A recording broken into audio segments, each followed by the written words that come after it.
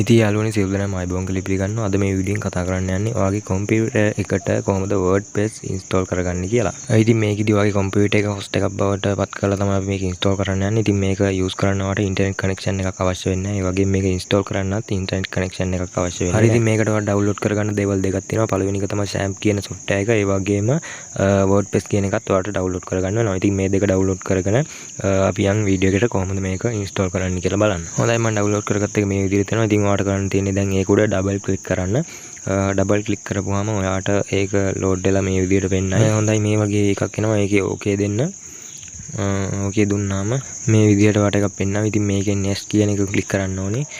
next කියන එක click කරපුවාම මේ විදිහට එනවා. ඉතින් මේකෙදී ඔයා මේ files ඉලා FTP server කියන එකේ ටික් එක අයින් කරගන්න ඕනේ. දැන් මේ හරි ලකුණ අයින් කරගන්න ඕනේ. අන්නේ හරි ලකුණ උඩ ක්ලික් කරපුවාම ඒක අයින් වෙනවා. අයින් කරලා next කියන එක ඊට පස්සේ මේකෙන් next කියන එක ඔබන්න.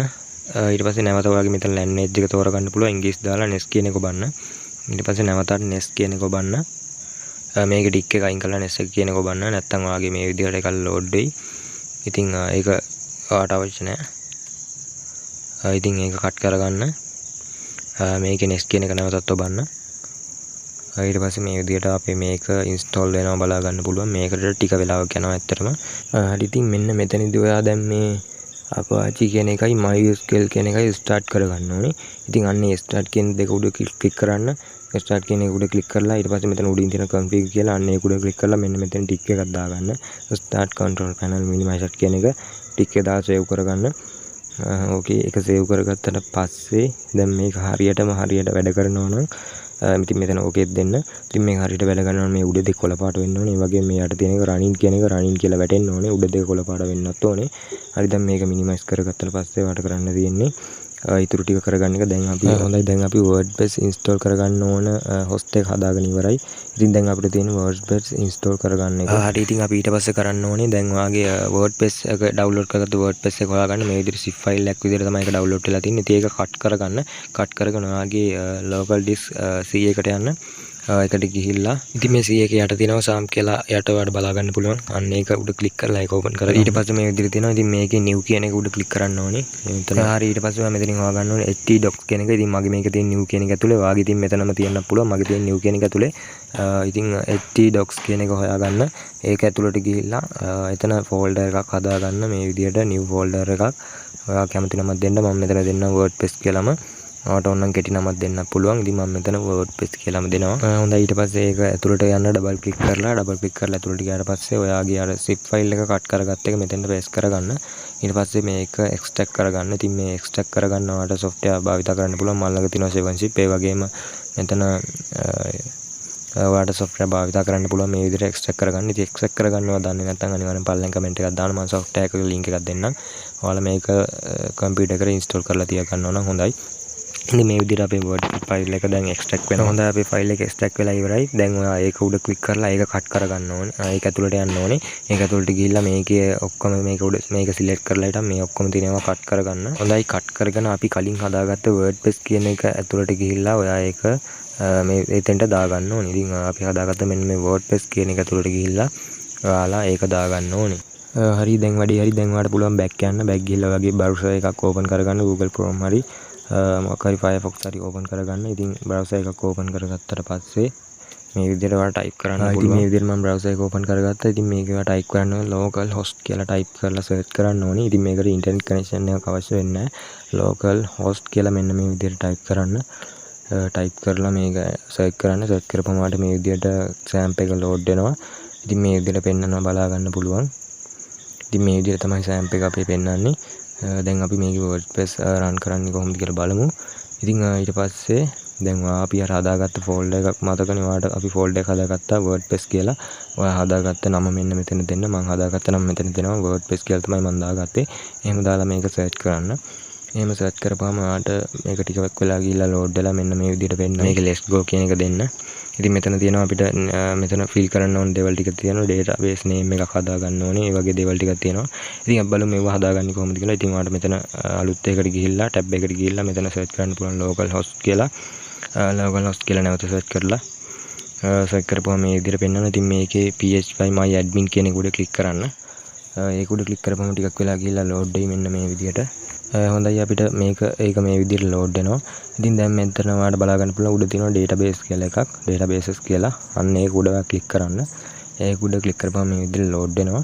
ඉතින් මේකෙදී ඔයාලට පුළුවන් මෙතන database name එකක් දෙන්න. ඉතින් මෙතන දෙනවා මම WP කියලා, ඒ කියන්නේ wordpress කියලා දෙනවා. ඊට පස්සේ මෙතන create කියන එක ඔබ ඊට පස්සේ මෙතෙන්ට ඇවිල්ලා හදාගත්ත නම දෙන්න. මම WP කියලා දෙනවා මම හදාගත්ත. ඒ වගේම මෙතන user name එකට ඔයා දෙන්න ඕනේ root කියලා. ඉතින් මේ විදිහට root කියලා දෙන්න. root ROOT කියලා මේ විදිහට දෙන්න. ඉතින් මේ ටික තමයි password එකක් ඕනේ. ඊට පස්සේ database host එක localhost table profile එක WP.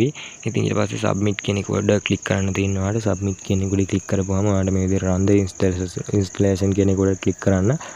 ඒක උඩ click කරපුවාම ඔයාලට මේ විදිහකට තමයි එන්නේ information needed එක. ඉතින් slide එකේ title එක දෙන්න ඕනේ ඔයාලට මෙතන.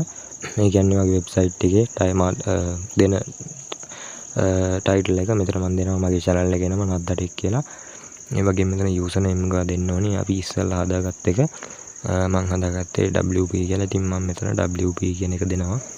ඒ වගේම මෙතන user name කියන එකට ඔයා admin කියලා දෙන්න. admin ADMIN කියන එක දෙන්න. ඊට පස්සේ මෙතන ඔයාලා password එක change කරගන්න පුළුවන්. ඉතින් ඔයාලට මතකෙදින ලේසි password එකක් දෙන්න පුළුවන්. ඉතින් මම මේ විදිහට password එකක් දෙනවා. ඉතින් password එක දීලා තමයි යාට ටික් එකක් දාගන්න පුළුවන්. week එකක් දෙනවා නම් ඒ වගේම ඔයාලට මෙතන email එකක් දාන්න පුළුවන්. ඊට පස්සේ මෙතන යට දෙනවා install wordpress කියලා එකක් තියෙනවා. අන්න ඒක උඩ click කරන්න. ඔයාලට email එකක් දානවා නම් දාලා install wordpress කියන එක උඩ click කරන්න. මෙතන search engine visibility කියන එක උඩ tick එකක් දාගන්න. මෙතන යටින් තියෙනවා tick එක දාන්න. අන්න එතෙන්ට tick එකක් දාගන්න. ඊට පස්සේ install wordpress කියන එක උඩ click කරන්න. හොඳයි ඊට පස්සේ ඔයා මේ වගේ තැනක load වෙයි. ඉතින් මෙතන ඔයාලට password එක save කරගන්න පුළුවන්. මේ විදිහට වගේ Google Chrome එකේ නම් password එක මේ විදිහට save කරන්න ඉල්ලයි. ඔයාලට save කරගන්න පුළුවන්. ඊට පස්සේ මෙතන user name එකයි password එක දීලා මෙතන log වෙන්න පුළුවන් අපේ එකට. ඉතින් මේකට internet අවශ්‍ය වෙන්නේ නැහැ. ඉතින් ඔයාලට පුළුවන් user name එක අපි දුන්නේ admin කියලා. ඒ වගේම මෙතන your chosen password ඉතින් මේ login කියලා click කරන්න. ඊට පස්සේ මෙතන remember me කියන එක ටික එකක් දාගන්න login කියන එක නැවතත් click කරන්න මෙතන. ඊට පස්සේ ඔයාලට බලා ගන්න පුළුවන් වෙයි ඔයාගේ WordPress interface එක. හොඳයි ඉතින් අපි දැන් මේ විදිහට සාර්ථකව WordPress install කරගත්තා. ඉතින් මේ විදිහට තමයි WordPress එක බලා ගන්න පුළුවන් වෙන්නේ. ඉතින් ඔයාලට දැන් internet connection එකක් නැතුව අපිට WordPress එකේ වැඩ පටන් ගන්න පුළුවන්. ඉතින් මම හිතනවා WordPress ඔයාලට install කරගන්න පුළුවන් වෙයි කියලා. ඉතින් මොකක් හරි ගැටලුවක් තියෙනම් පල්ලෙන් comment එකක් දාන්න. ඇත්තටම කිව්වොත් ඉතින් මාත් මේ WordPress එකට අලුත්. ඉතින් මාත් මේ WordPress install කරගත්තා විතරයි. ඉතින් මේ WordPress ගැන series එකක් දෙකටම ගේන්න බලාපොරොත්තු වෙනවා. ඉතින් ඉතින් මේ වගේ WordPress ගැන videos බලන්න කැමති නම් අනිවාර්යයෙන්ම රතු පාට subscribe button එක click කරලා bell icon එක click කරලා තියාගන්න. ඉතින් යාළුවනි WordPress website හදලා ඒව මගේ මුදල් උපයන්නේ කොහොමද කියලා ඉස්සරහට videos වලින් කතා කරනවා. ඉතින් ඒව බලන්න අනිවාර්යයෙන්ම එකතු වෙලා ඉන්න subscribe කරලා තියාගන්න. හරි අපි දැන් හිතමු computer එක shut down කරලා හිටන් නැවත මේක ආයි computer එක on කරපුවාම කොහොමද නැවත මේක open කරගන්නේ කියලා බලමු. ඉතින් මෙන්න මේ විදිහට open කරගන්න පුළුවන්. ඉතින් මෙන්න මෙතන ඔයාගේ desktop එකේ sample icon එක නැත්තම් ඔයාලට පුළුවන් මෙතන search bar එකට ගිහිල්ලා sample කියලා search කරන්න.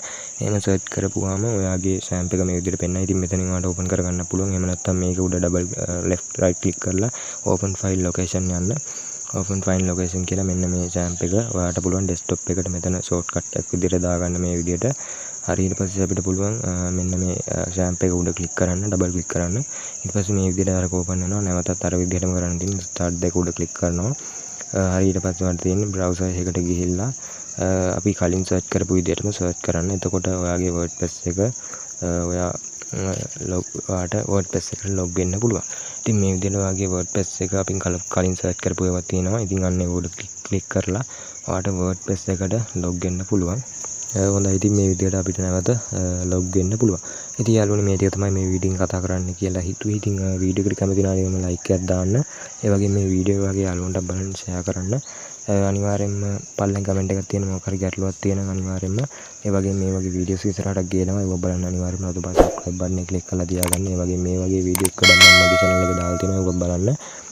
එහෙනම් ගිහින් යන්න සියලු දෙනාටම සුබ දවසක්.